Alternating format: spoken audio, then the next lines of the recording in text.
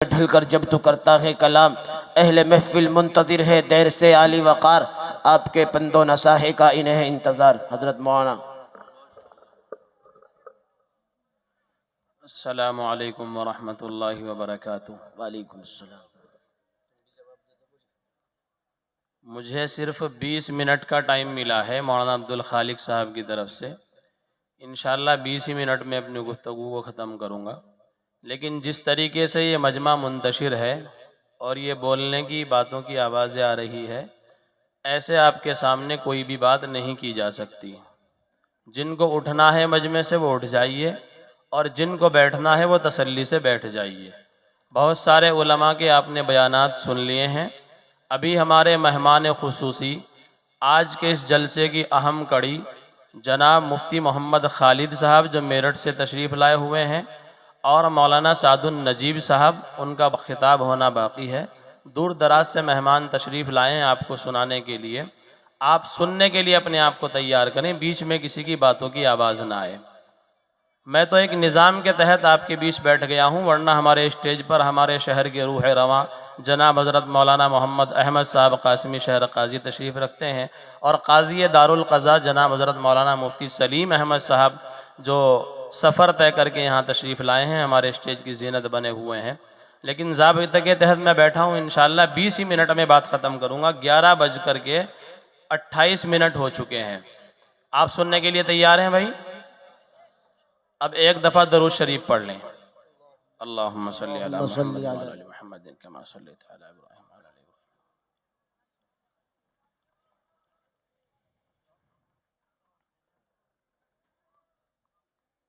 الحمد للہ نحمده ونستعینه ونستغفره ونؤمن به ونتوکل علیہ ونعوذ باللہ من شرور انفسنا ومن سیئات اعمالنا، من يهده الله فلا مضل له ومن يضلله فلا هادي له، ونشهد أن لا إله إلا الله وحده لا شريك له، ونشهد أن سيدنا وسندنا ومحترمنا ومكرمنا وأولانا ومولانا محمدا عبده ورسوله، أما بعد فأعوذ بالله من الشيطان الرجيم، بسم الله الرحمن الرحيم، إن هذا القرآن يهدي للتي هي أقوم، وقال الله تعالى في موضع آخر، قل هل يستوي الذين يعلمون والذين لا يعلمون، صدق الله العظيم۔ قال النبي صلى الله عليه وسلم، كن عالما أو متعلما أو مستمعا أو محبا، ولا تكن الخامسة فتهلك، والخامسة أن تبغض العلم وأهله، أو كما قال عليه الصلاة والسلام۔ یا الہی ہم دعا گو ہیں، عمل میں جان پیدا کر۔ یا الہی ہم دعا گو ہیں، عمل میں جان پیدا کر، جو تیرے در پہ ہو مقبول وہ ایمان پیدا کر۔ یہ چھپر جھونپڑی فاقہ کشی منظور ہے ہم کو، یہ چھپر جھونپڑی فاقہ کشی منظور ہے ہم کو، ہماری نسلوں میں مگر حافظ قرآن پیدا کر۔ حضرات محترم، اسٹیج پر تشریف رکھنے والے تمام علماء دین، دور دراز سے تشریف لانے والے مہمانان اعظام، پیارے بچوں، پس پردہ بیٹھی ہوئی مائیں اور بہنیں، اللہ رب العزت کا بے انتہا شکر و احسان ہوا کہ اس نے آج اس جلسے میں ہم سب کو شرکت کا موقع دیا۔ یہاں بیٹھنا اس ٹھنڈ کے موسم میں، ٹھنڈ کے عالم میں، مجھے امید اور یقین ہے اللہ کی ذات سے کہ ہم سب کے لیے نفع کا، مغفرت کا سامان بنے گا، کیونکہ ہم لوگ یہاں اپنی ذات کے لیے نہیں، اپنے کاروبار کے لیے نہیں، اپنے کام کے لیے نہیں، بلکہ اللہ اور اس کے رسول کی محبت میں، قرآن کی محبت میں یہاں جمع ہوئے ہیں۔ مولانا عبدالخالق صاحب کو مبارکباد پیش کرتا ہوں، میں نے بہت اچھا انتظام اور اتنا خوبصورت جلسہ اور یہ لڑیاں سجی ہوئی اور شاندار نظام اور پورے گاؤں کے اندر ایک عید جیسا سما اور مہمانوں کی آمد و رفت، اور کسی طرح سے بھی آپ کا یہ پروگرام بدنظمی کا شکار نہیں ہے۔ مجھے پروگرام دیکھ کر آپ کا حسن سلیقہ، حسن انداز اور کام کرنے کا نہج دیکھ کر بڑی خوشی ہوئی۔ میں مبارکباد پیش کرتا ہوں مولانا عبدالخالق صاحب کو، ان کے تمام ذمہ داروں کو، منتظمہ کمیٹی کو اور ٹملی کے تمام لوگوں کو۔ پورے گاؤں کے اندر صفائی کا نظم ہے، چونا ڈلا ہوا ہے، گھروں میں مہمان آئے ہوئے ہیں۔ کیوں؟ ہم سب لوگ اس لیے یہاں جمع ہوئے ہیں، آج ہمارے مدرسے کا سالانہ جلسہ ہے، بچوں کی دستار بندی ہونی ہے۔ آپ حضرات کی توجہات میری طرف مرکوز ہیں، میں آپ کو ان بچوں کی زیارت کرانا چاہتا ہوں جو آپ کے سامنے کیبنٹ بیٹھی ہوئی ہے۔ آپ کے ادارے کا نام ہے جامعہ فلاح دارین۔ فلاح دارین کس کا نام ہے؟ مدرسے کی تعمیر کا نام نہیں۔ آج میں آپ حضرات کو توجہ دلا کر، آپ کے دلوں کو دستک دے کر، آپ کے ذہن کے گوشے گوشے میں یہ بات بٹھانا چاہتا ہوں کہ فلاح دارین اس کیبنٹ کا نام ہے جو 11 بچوں کی ٹیم آپ کے سامنے بیٹھی ہوئی ہے۔ فلاح دارین کا ماخذ اور مطلب کیا ہے؟ دونوں جہاں کی کامیابی، اور یقین کے ساتھ، جرأت کے ساتھ یہ بات کہی جا سکتی ہے کہ جس کے سینے میں اللہ نے اپنا قرآن محفوظ کر دیا، دارین کی کامیابی اس کو مل گئی، دنیا کی کامیابی اس کو مل گئی، آخرت کی کامیابی اس کو مل گئی۔ آج ان بچوں کی والدہ محترمہ مکرمہ کو یہ پیغام دے کے جاتا ہوں کہ آج اس کی ماں کا، ان بچوں کی ماں کا وہ خوشی کا دن ہے جو زندگی بھر کبھی اس کی عمر میں لوٹ کر نہیں آئے گا۔ آج ماں کو اللہ کے سامنے سجدے میں پڑھ کر کے رونا چاہیے۔ نہ جانے ماں کا کون سا عمل ایسا محبوب ہوا جس کی نسبت سے آج یہ دن دیکھنے کو ملا کہ آج اس کا بچہ، اس کا لخت جگر، اس کا نور نظر حافظ قرآن بن گیا۔ دوستو، جس وقت مدرسے کی شروعات ہوتی ہے، عید کے بعد مدرسوں کے اندر داخلے ہوتے ہیں، نہ جانے کتنے بچے مدرسے کے اندر تشریف لاتے ہیں، اپنا اپنا اندراج کراتے ہیں، داخلے کراتے ہیں، لیکن کچھ چند مہینے پڑھ کر کے رخصت ہو جاتے ہیں، کچھ آخر تک تھوڑا چلتے ہیں۔ یہاں تک بھی کارگزاریاں ہیں، بچے نے 10 سپارے حفظ کر لیے لیکن پڑھنا چھوڑ دیا، 15 سپارے حفظ کر لیے پڑھنا چھوڑ دیا، 20 سپارے حفظ کر لیے پڑھنا چھوڑ دیا۔ میرے گاؤں کا واقعہ ہے، سہارنپور کا، ایک بچے نے قرآن کے 29 سپارے حفظ کر لیے لیکن پورا قرآن مکمل نہ کر سکا، اس نے پڑھنا چھوڑ دیا۔ آج مبارک بادی کی مستحق ہے ان بچوں کی مائیں، ان کے والد گرامی، ان کے استاذ اور ان بچوں کے خالو، ان کے ماموں، ان کے پھوپھا، کہ جن کے بچوں کو آج اس طریقے سے سجایا گیا ہے۔ اور یہ تھوڑا سا اعزاز مولانا عبدالخالق صاحب نے آپ کو دکھایا کہ ان کو گاڑی میں بٹھا کر دلہا بنا کر یہاں لا کر کے سجایا گیا۔ اتنا ہی نہیں، میدان محشر میں اصل ان کا اعزاز ہوگا، اللہ کی طرف سے اعلان ہوگا، اقرا ورتقی ورتل کما کنت ترتل فی الدنیا فإن منزلک عند آخر آیت تقرؤها۔ حافظ قرآن کے لیے اعلان ہوگا، پڑھتا جا اور جنت کے درجوں پر چڑھتا جا، اور حافظ قرآن کو سفارش کا حق ہوگا۔ آج مجمع میں بیٹھنے والے کے جس کے اوپر بھی وہ شفقت بھری نظر ڈال دے گا، جس کے کندھے پہ اپنا شفقت بھرا ہاتھ رکھ دے گا، اللہ تبارک و تعالی حافظ قرآن کی برکت سے اس کے لیے جنت کا پروانہ لکھ دے گا۔ یہ اعزاز ہوگا حافظ قرآن کا۔ ہاں، حافظ قرآن کے اوپر اتنا بڑا اعزاز کہ 10 آدمیوں کو جنت دلائے گا۔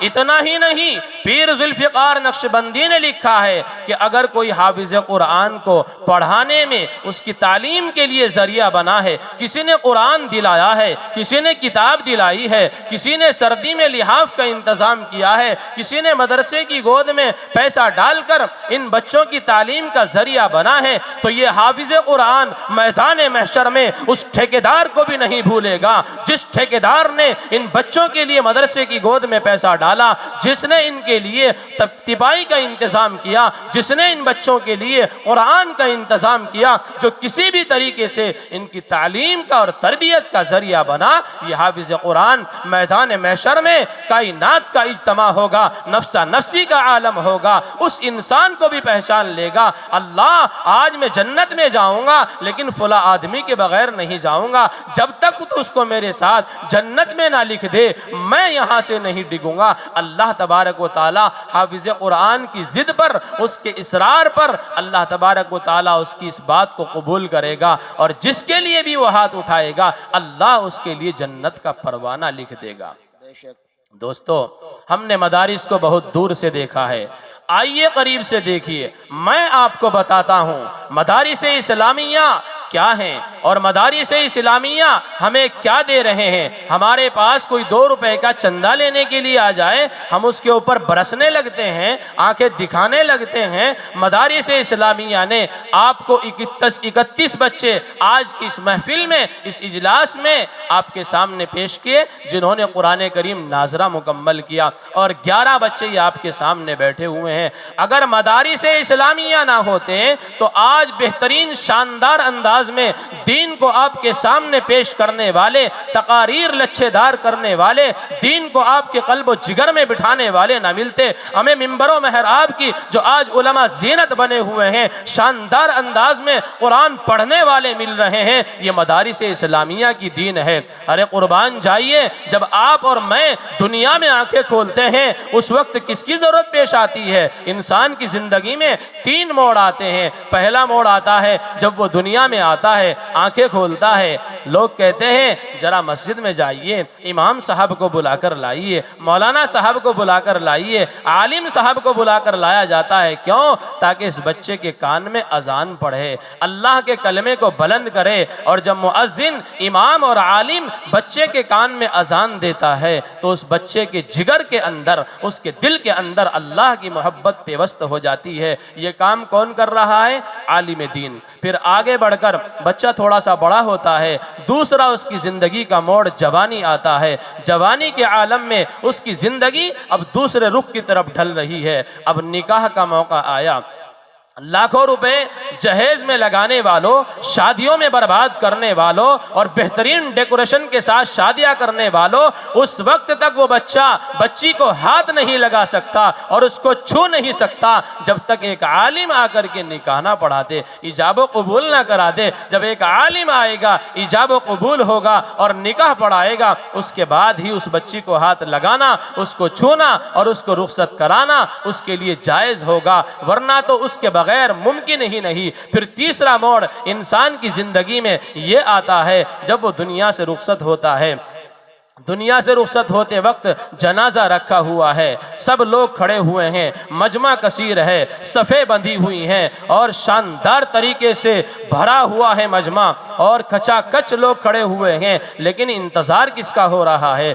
عالم کا انتظار ہو رہا ہے۔ جب تک مولانا صاحب نہیں آئیں گے، جب تک امام صاحب تشریف نہیں لائیں گے، اس وقت تک اس کو جو ہے قبر کے حوالے نہیں کیا جائے گا۔ اب امام صاحب آتے ہیں، جنازے کی نماز پڑھاتے ہیں، اب اس کے بعد جنازہ اٹھتا ہے، اس کو قبر کے حوالے کیا جاتا ہے۔ یہ مقام ہے عالم کا، یہ مقام ہے حفاظ کا، یہ مقام ہے ہمارے ائمہ کا کہ ان کے بغیر ہماری زندگی ادھوری ہے۔ میں آپ سے بات کرنے چلا ہوں، میں نے آپ کے سامنے ایک حدیث پیش کی ہے، 10 منٹ میرے پاس رہ گئی، جس کا ترجمہ کر کے آپ سے رخصت چاہتا ہوں۔ کن عالما او متعلما او مستمعا او محبا ولا تكن الخامسة فتهلك والخامسة ان تبغض العلم واهله۔ اللہ کے نبی صلی اللہ علیہ وسلم کا ارشاد گرامی ہے، سب سے پہلے آپ نے فرمایا کہ آپ عالم بنو، عالم بنو، علم دین کو حاصل کرنے والے بنو۔ پھر فرمایا اگر آپ عالم نہیں بن سکتے، آپ کے پاس سے وہ موقع جا چکا ہے، چھن چکا ہے، آپ عالم نہ بن سکے، او متعلما، طالب علم بنو، علم کو سیکھنے والے بنو۔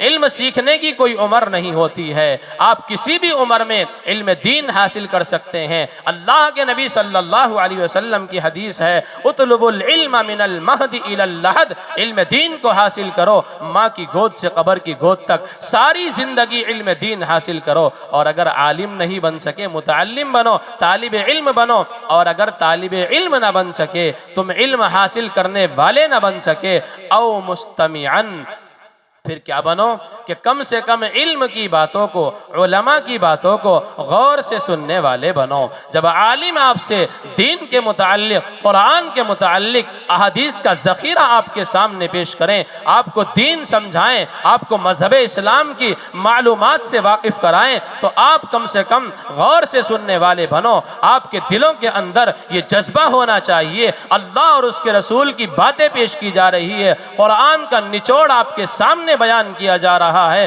تو آپ کم سے کم دین کی باتوں کو غور سے سننے والے بنو۔ اور اگر اتنا بھی نہیں کر سکتے، عالم نہ بن سکے، متعلم نہ بن سکے، غور سے سننے والے نہ بن سکے، تو پھر کیا بنو؟ او محبن، یہ تو کم سے کم درجہ ہے کہ پھر علماء سے محبت رکھنے والے بنو، صاحب علم حضرات سے محبت رکھنے والے بنو، علم سیکھنے سکھانے والوں سے محبت رکھنے والے بنو۔ یہ جو آپ کے سامنے حفاظ اکرام کی جماعت بیٹھی ہوئی ہے، ان سے محبت کرنے والے بنو۔ آج یہ حفاظ اکرام، انہی کی نسبت پر میں بھی یہاں آیا ہوں، آپ بھی یہاں آئے ہیں، یہ خوبصورت بزم سجائی گئی ہے۔ آج کی اس بارات کے دلہے یہ حفاظ اکرام ہے، جن کی نسبت پر یہ پروگرام منعقد کیا گیا ہے۔ ان کو دیکھنا عبادت ہے، ان کے چہرے پر نظر ڈالنا عبادت ہے۔ خدا کی قسم کھا کر کے یہ بات کہی جا سکتی ہے کہ ان کے سروں پر اللہ کی رحمت منڈلا رہی ہے، خدا کی خاص رحمت کا نزول ان حفاظ اکرام کے سر کے اوپر ہو رہا ہے۔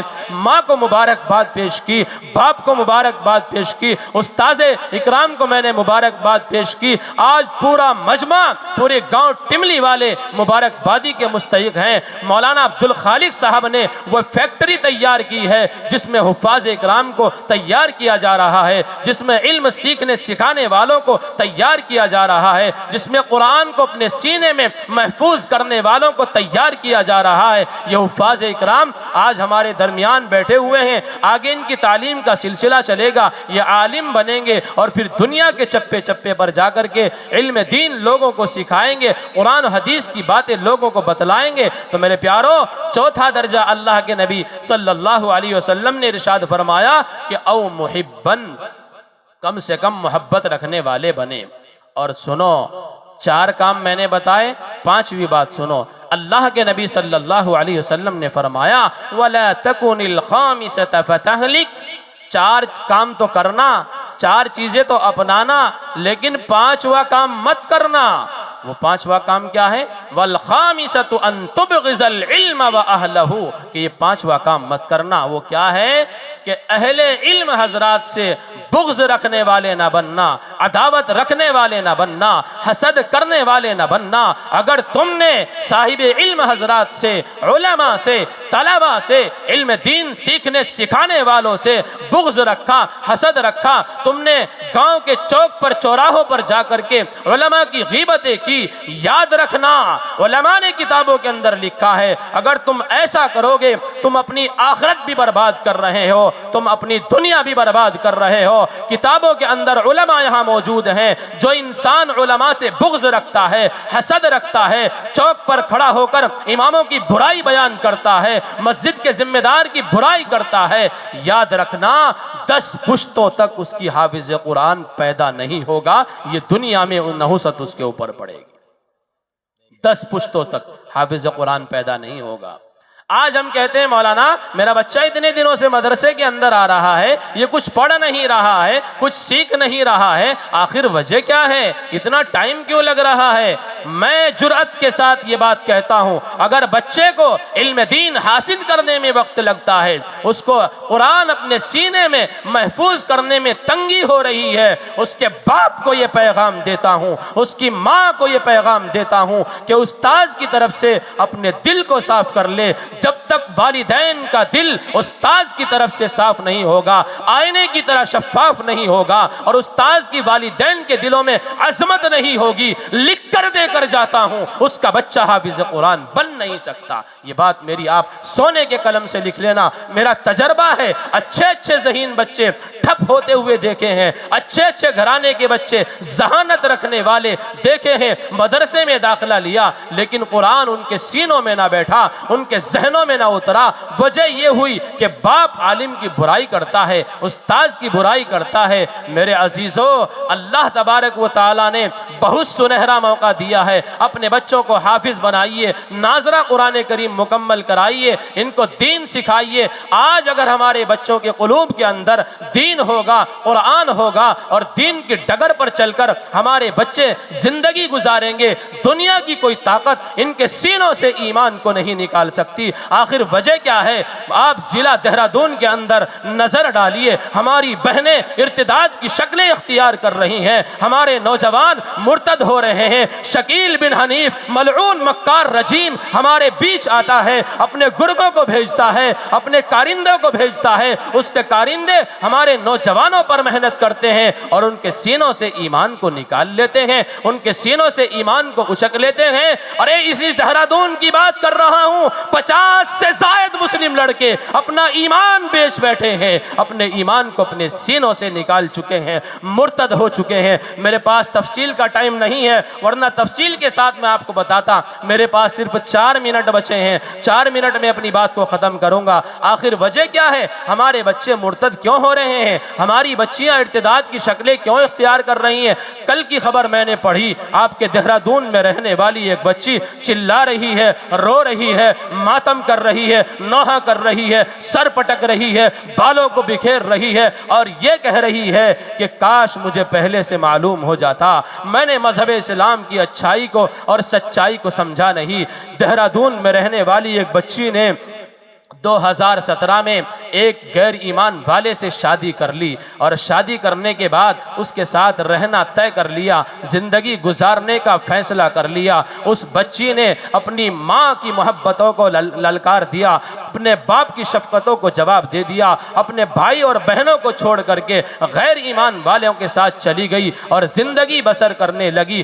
2018 میں وہ بچی خود کہہ رہی ہے، آپ کے پاس بھی اس کی ویڈیو پہنچ گئی ہوگی، کہ 2018 میں میں نے ایک بچی کو جنم دیا جس کا نام میں نے شیوانی ورما رکھا۔ خدا کی قسم دل میں درد اٹھتا ہے، جگر پھٹتا ہے جب ان بچیوں کو، جو مسلمان کے گھر میں پیدا ہوئی، جو بچی مسلمان، جس کا باپ مسلمان، جس کا دادا مسلمان، جس کا پردادا مسلمان، ارے کیا ہو گیا ہے ہماری مسلم بچیوں کو، جس کا نام سمیہ ہے، جس کا نام رضیہ ہے، جس کا نام کلثوم ہے، جس کا نام شبنم ہے۔ خدا کی قسم جب اخبارات کی سرخیاں بن کر یہ مسلم بچیاں سامنے آتی ہے، کلیجہ پھٹتا ہے۔ کیا کیا اس بچی نے؟ اس نے دھرم پریورتن کر لیا، سناتن دھرم کو اپنا لیا، مذہب اسلام کو ٹھکرا دیا۔ آخر وجہ کیا بنی؟ جس بچی نے ایک خدا کے سامنے سجدہ کیا ہو، جس بچی نے ایک اللہ کا کلام پڑھا ہو، جس بچی نے جوانی کی عمر تک اللہ کو یاد کیا ہو، اس کے سامنے کسی کے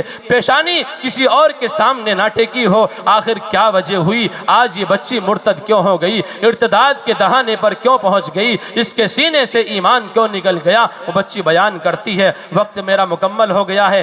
وہ بچی بیان کرتی ہے کہ 2018 میں نے ایک بچی کو جنم دیا، میں نے رہنا سہنا شروع کر دیا، مجھے اس قدر ستایا گیا، اس قدر ستایا گیا، میں اس لاؤڈ اسپیکر سے اعلان کرتے ہوئے مجھے شرم محسوس ہو رہی ہے اور شرمندگی کا سامنا کرنا پڑتا ہے۔ لیکن بہنیں یہاں موجود ہیں، آپ نوجوان یہاں موجود ہیں، آپ کے قلب و جگر کو جھنجھوڑنے کے لیے، آپ کے دلوں پر دستک دینے کے لیے 20 منٹ کا ٹائم لے کر میں آپ کے بیچ بیٹھا ہوں۔ آپ کو بتلانا چاہتا ہوں، اس کا بچی کا رونا سنیے۔ وہ بچی کہتی ہے کہ اس کے جیٹھ نے میرے ساتھ ریپ کیا، اس کے دیور نے میرے ساتھ ریپ کیا، اس کے سسر نے اس کے ساتھ ریپ کیا، یہ درندگی کی حدیں پار کر دی۔ اس بچی کے اوپر ظلم پر ظلم ہوتا رہا، وہ چیختی رہی، کوئی اس کی چیخ و پکار کو سننے والا نہ ملا۔ ماں باپ نے تو اس کو मरा हुआ घोषित कर दिया। भाइयों ने कह दिया कि हमसे मर गई है, कोई उसका पुरसाने हाल न मिला। ससुर उसके साथ रेप कर रहा है, शर्मिंदगी से पेशाब में मुंह डालकर उसको मर जाना चाहिए। हाँ, वो मुस्लिम बच्ची रो रो कर चिल्ला चिल्ला कर अब और हुकूमत से, हुक्मरानों से इंसाफ मांग रही है। मुझे इंसाफ चाहिए, लेकिन मैं जुर्अत के साथ कहता हूं इंसाफ नहीं मिल सकता। इंसाफ मजहब इस्लाम के अंदर है। तुम्हें तो इंसाफ पसंद बनाया गया था, तुम्हें तो इंसाफ वाला बना गया था। आज इंसाफ कहाँ मांग रही हो? मजहब इस्लाम की शहजादियों, अपनी बच्चियों पर गौर करो, उनकी जवानी पर नजर रखो। बच्ची घर से बाहर निकल रही है, बाप को पता नहीं है, माँ को इल्म नहीं है। अभी ये वक्त गुजरा, 14 फरवरी का टाइम गुजरा, मैंने देखा अब बच्ची रोज डे मनाने के लिए जा रही है, चॉकलेट डे मनाने के लिए जा रही है, वैलेंटाइन डे मनाने के लिए जा रही है। मैं ये कहता हूं जिसकी बच्ची सुबह से लेकर शाम तक घर से निकलती है, मोबाइल उसके हाथ में होता है और माँ को खबर नहीं तेरी बच्ची सुबह से लेकर शाम तक कहाँ रही, माँ ने उसकी गौर और फिक्र न की। जुर्अत के साथ ये बात कही जा सकती है, सारी बहनें बैठने वाली सुनने, उस माँ को माँ कहलवाने का हक नहीं है जिसको अपनी जवान बेटी के बारे में मालूम नहीं है तेरी बेटी किधर जिंदगी गुजार रही है। शराब के ठेकों पर, शराब के ठेकों पर जिंदगियां गुजारी जा रही है, शराब के अड्डों पर मुस्लिम बच्चियां जिंदगी गुजार रही है। ये सबक देकर गए थे नबी आखिरुज़्ज़मा मुझे और आपको। ये कुरान की तालीम है, ये मजहब इस्लाम की तालीम है। होश में आओ, कुरान को सीने से लगाओ, कुरान से अपना ताल्लुक वाबस्ता करो। मैं अब मेरा वक्त मुकम्मल हो चुका है, मुबारकबाद पेश करते हुए रुखसती चाहता हूँ और टिमली के लोगों, देहरादून में बैठने वाले यहाँ लोगों, तमाम मजमे को मुखातब करके कह के जाता हूँ कि कुरान से जब तक अपना दामन वाबस्ता नहीं करोगे तब तक तुम्हारे ईमान की हिफाजत नहीं हो सकती है। अल्लाह के नबी दो चीजें छोड़ कर गए हैं, किताबुल्लाह और सुन्नत रसूलुल्लाह। जब तक ये उम्मत दोनों चीजों को नहीं अपनाएगी, गुमराही से इसको कोई बचा नहीं सकता। और जब उम्मत दो चीजों को अपनाने में तुल जाएगी फिर इसके दिल से कोई ईमान को निकाल नहीं सकता। मैं इन्हीं चंद बातों पर अपनी तकरीर को खत्म करता हूँ और इस शेर के साथ रुखसत चाहता हूँ। या इलाही तू हमें आमिल कुरान कर दे, या इलाही तू हमें आमिल कुरान कर दे, फिर नए सिरे से मुसलमान को मुसलमान कर दे। वो पैगंबर जिसे सरताज रसूल कहते हैं उसकी उम्मत को जरा ताबिअ कुरान कर दे। वाखिरु दावाना अल्हम्दुलिल्लाह। माशाअल्लाह, बहुत खूब, जज़ाकल्लाह। नाज करता है